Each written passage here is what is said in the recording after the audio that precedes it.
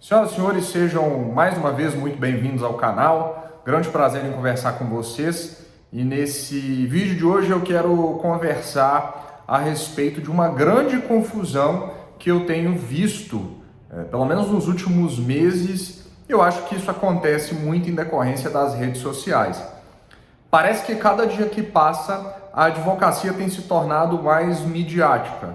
Ora se briga com o promotor, ora se entra em conflito com o magistrado.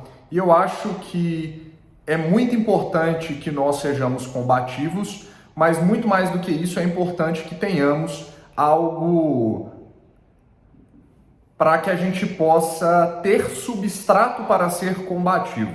E eu quero mostrar e conversar o seguinte com vocês. Hoje mesmo eu estava numa audiência de conciliação e a parte requerente, estava eu por um litisconsorte passivo, e a parte requerente chegou na audiência completamente sem conhecimento das citações que tinham sido feitas e de tudo que estava acontecendo no processo. E, portanto, tanto o cliente dela quanto o advogado que a representa estavam completamente perdidos com relação a tudo dentro dos autos.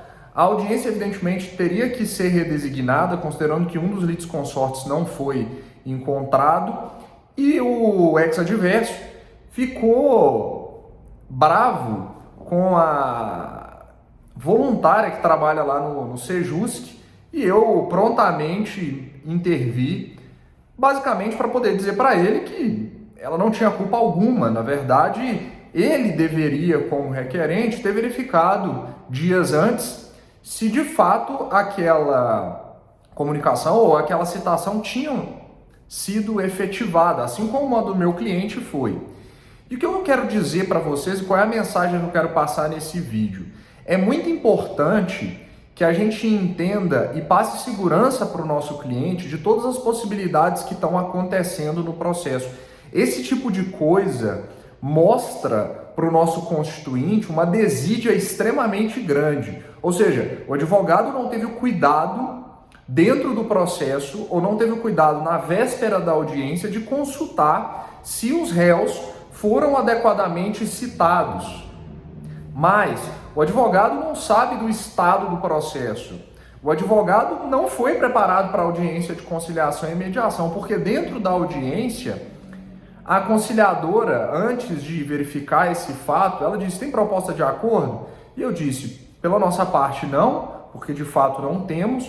E ele simplesmente não conseguiu construir nada, né? Tentar fazer uma composição, ainda que eu fosse intransigente do ponto de vista de negociação, pela condição técnica do processo, né?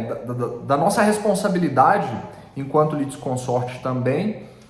Então, assim, a gente precisa ser combativo, mas a gente precisa ser muito educado sempre e, principalmente, ser técnico.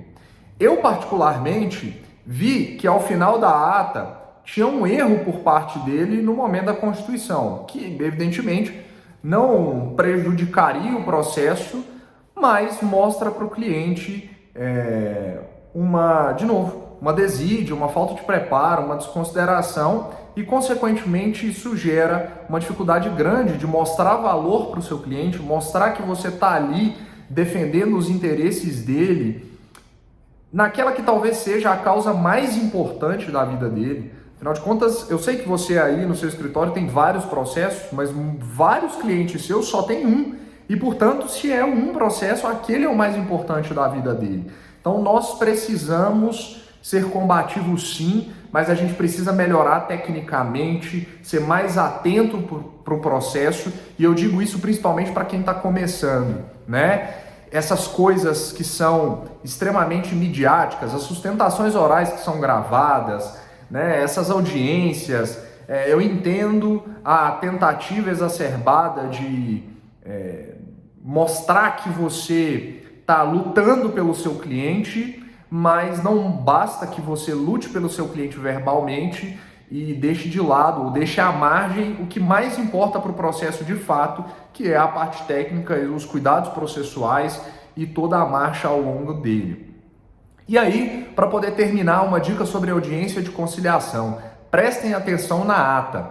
Hoje, por exemplo, o nosso cliente era pessoa física, rito ordinário, e nós temos o hábito aqui na audiência de conciliação de oferecer aos nossos clientes, caso eles evidentemente queiram, a possibilidade de serem representados por completo na audiência de conciliação. Por quê? O artigo 334 do Código de Processo Civil, ele permite que uma pessoa dotada de poderes especiais para representar a parte possa fazê-lo em audiência. Eu não posso cumular o procurador, no meu ponto de vista, e o representante da parte, mas eu posso ter uma outra pessoa. Então, geralmente, a gente manda aqui um advogado, uma estagiária, a gente oferece para o cliente esse serviço, porque às vezes ele está trabalhando, enfim, não quer viajar, tem uma série de coisas, né? Não tem preposto lá na empresa dele. E aí, só para fazer um adendo, tem que tomar cuidado no juizado especial, porque no caso do juizado especial, o 334 não se aplica, porque a 9.099/95, ela é específica ao dizer que a participação em audiência de conciliação precisa ser pessoal, com exceção, evidentemente, das pessoas jurídicas, que aí existe um conflito. Mas aí, falando da ata, a voluntária, na hora de constituir a ata, ela entendeu que eu e a outra advogada do escritório que estava comigo éramos os dois procuradores da parte. Então ela lançou na ata que, óbvio, por desconhecimento, ela está lá se voluntariando no Sejusc para tentar fazer conciliações, e é nosso papel, né, os advogados, principalmente os mais experientes, aqueles que enfim, são mais afetos ao processo e têm conhecimento de processo civil, ajudar esse pessoal, né? Afinal de contas, apesar de ser responsabilidade do Estado, muitas vezes os próprios advogados das partes que vão educadamente instruir, mostrar qual é o ponto. E aí ela disse lá que a parte não estava presente, mas os seus procuradores estavam. E aí nós temos um problema. O próprio Código de Processo Civil diz que a ausência das partes na audiência de conciliação e mediação pode gerar multa em decorrência de ato atentatório à dignidade da justiça. E, portanto, antes de assinar, eu pedi para ela fazer a alteração e fazer constar, e lembrem-se sempre, façam constar que a parte esteve presente, no entanto, representada, tendo a advogada aqui procuração com poderes especiais para transigir na forma 334, além de acompanhada do seu procurador, que no caso era eu.